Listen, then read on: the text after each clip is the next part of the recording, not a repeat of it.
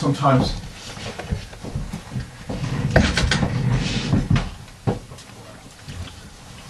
the Lord will give you an experience. It's designed to change you. It's designed to make you different.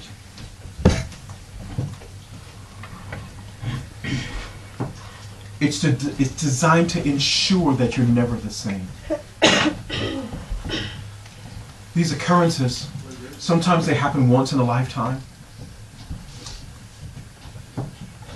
And on occasion, they'll happen twice.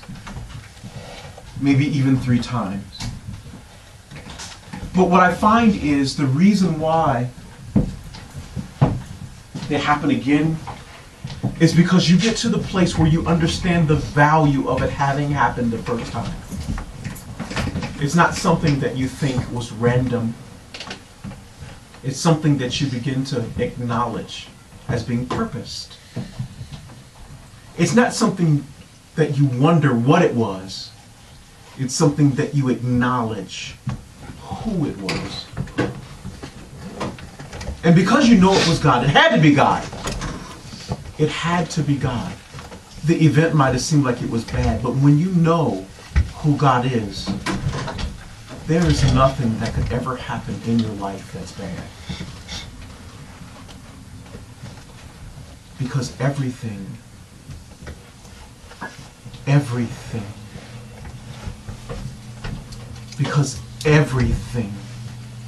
works together for your good.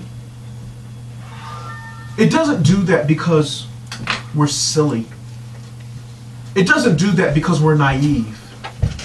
It does that because we believe in a God who's sovereign, that does things that are so big and sometimes so complex we can't figure it out, but we're part of it.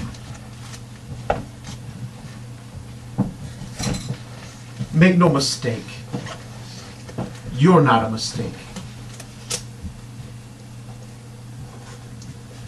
Make no mistake, you are not a mistake. You're part of God's plan. God's plan is not a mistake.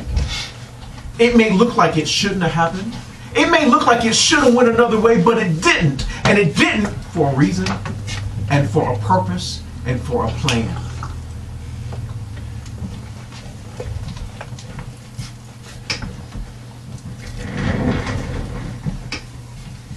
When you figure out that it's not you,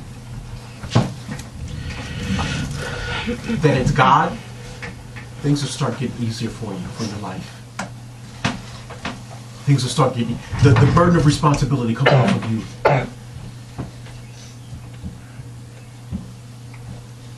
And the appreciation, or lack thereof, goes where it belongs. It goes back to God. Yes, God designed you, but He designed you to be a part of something that's bigger than you. I know the world seems like it revolves around you. I know it feels like sometimes all roads should lead to you. I know that our thoughts and our dreams seem like we're the main starring role. We're the character that everything else revolves around. We have top billing. It's all about us. We're the star of the show. But really we're not. We are part of a much larger production. And we do have a role, but we don't have the role. The role belongs to God. It belongs to, it always did. So when you wonder why that character in the movie got killed off, well, that was part of the script. And when you wonder why that character began to prosper, would it seem like they should have got what was, well, that's part of the script. It isn't the end. You know who knows the end? God knows the end because He wrote the script. And you play a very, very significant role. Your role is to understand that you didn't write this thing. That's why it's not going the way you think it should. because you didn't write it. Your privilege is to have a role. You got hired to be in the play, to be in the movie. You have a responsibility in the production. Do your part by being thankful. You could be unemployed. You know what that means? You're not a part of God's plan. Think about that for a minute. It could be so that you were not a part of God's plan, but you are. You are. You may not give very much credence to the role that you play. You may think that the role you play is so small. Just wait a little while. You'll see how significant your role is. You may give up on your role. You may not even show up for work because you think that nobody's going to miss you. Guess what? If you don't show up, there's other people that are part of the cast that won't know what to do because you're not there.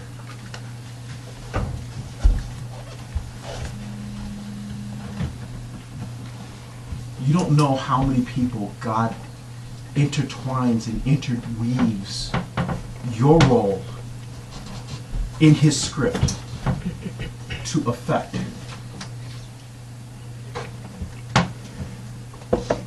Sometimes, Kimberly, we get it so bad and so wrong and so twisted that we think it's our play.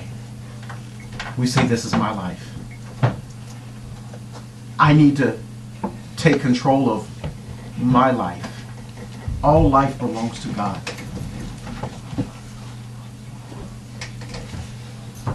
This is His life.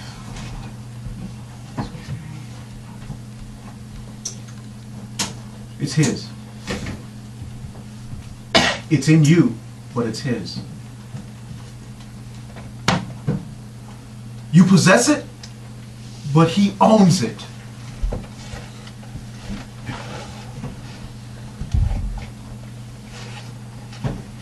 Which is why He can shift and turn however He pleases. Because although you possess it, it belongs to Him. Pauline, I used to question, why me? Stuff would happen to me.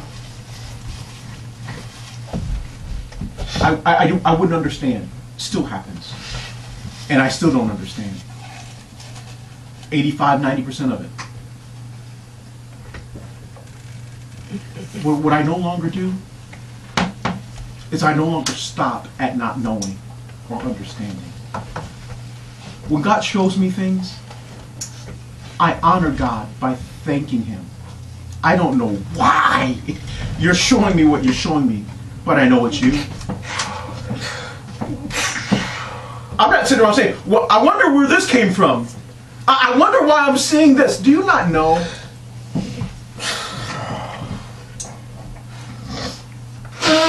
On an average day,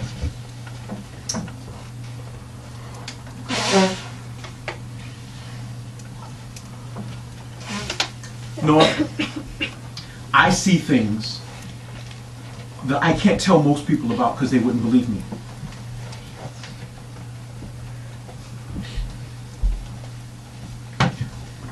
I don't see dead people, but I do see demons. And they're not walking around with horns and pitchforks but they're walking around in people. And I see them. And you can't just walk up to somebody and say, hey, excuse me, you got a little something up. It's a demon. You got to knock it off because it's trying to get into your, just a little to the left. Just can you just.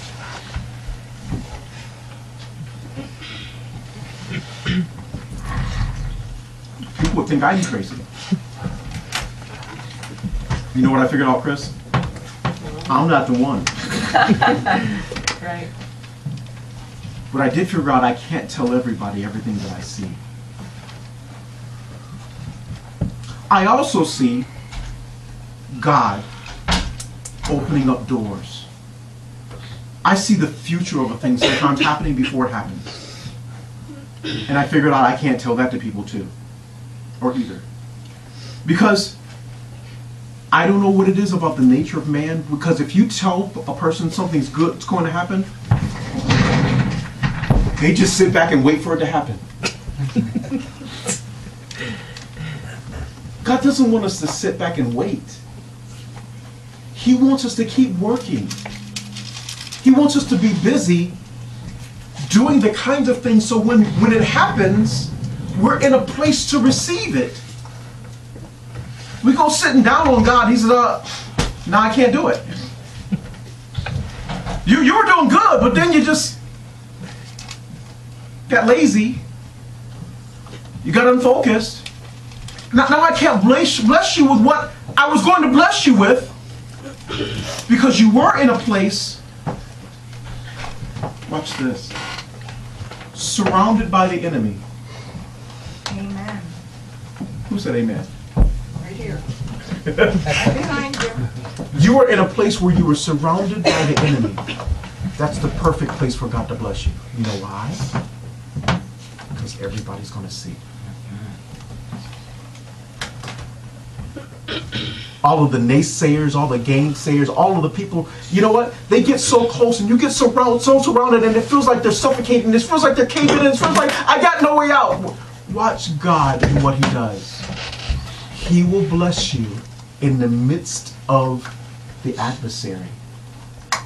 So the adversary will know in spite of their efforts, God blesses you. Anyway. He prepares a table before me in the presence of my enemies. Oh, now, see, you're going to make me...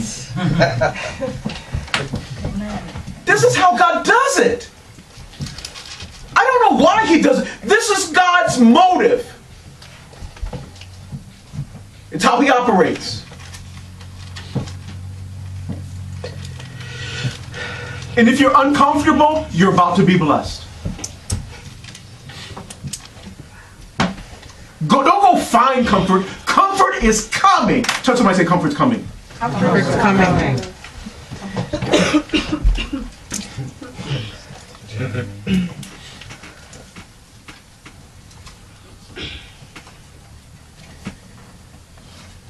You don't need something to take your mind off of. You don't need a distraction.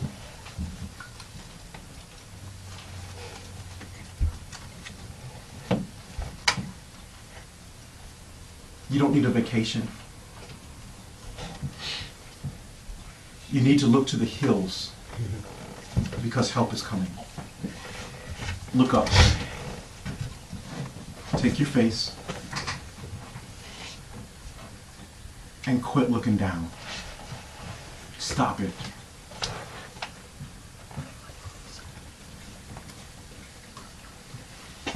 Put your cell phone down. Cell phones make you look down.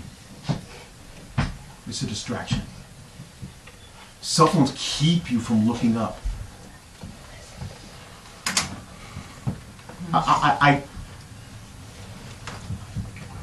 I can tell you something, but even before I say it, you're not going to believe me. You will receive more information looking up than you will looking down at your phone.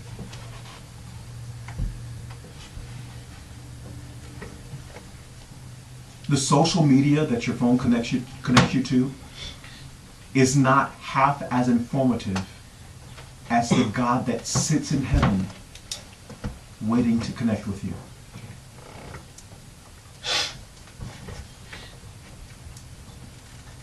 And when you realize and understand what he's worthy of, you won't multitask.